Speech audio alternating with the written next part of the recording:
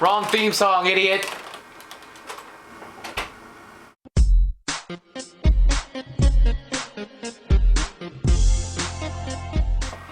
In the recent years, I've played my fair share of MMOs.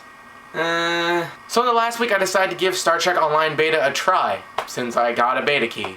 Starting out an MMO, like always, I was extremely confused.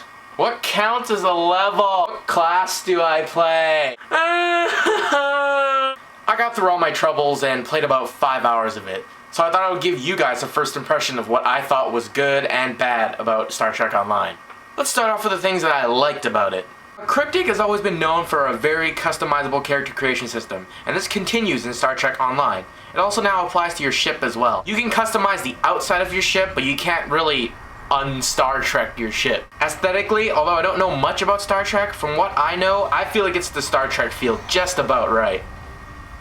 Most of the game will be played in either one of two ways, ground combat or ship combat. Ship combat is quite in-depth. There's quite a bit of stuff you have to do and manage throughout the space combat.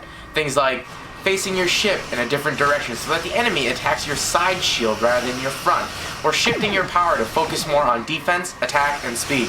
When you are put into big battles, it gets pretty intense.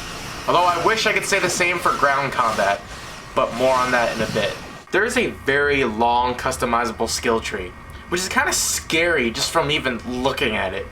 But I'm hoping that it allows for a lot more diverse skill combinations that work near endgame. I also liked how NPCs would fill in as party members if the game wasn't able to party up with other real people. I think a lot of MMOs nowadays need to appeal to solo play.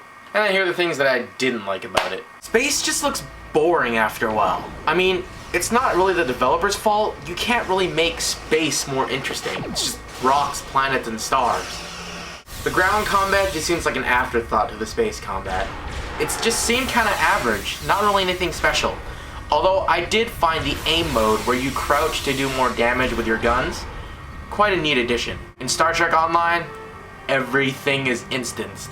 Which for those of you who don't play MMO means that you and your party get taken to a separate copy of that environment for your mission. It's good if Star Trek Online is going to have a lot of story-driven parts, but it kind of loses the sense of a community and kind of makes you wonder what's the point of even paying for a subscription fee. From what I've played of it, missions started to get pretty repetitive after a while. I felt like I was already feeling the grind 5 hours in. I know, the game is in beta, but it's out in 2 weeks.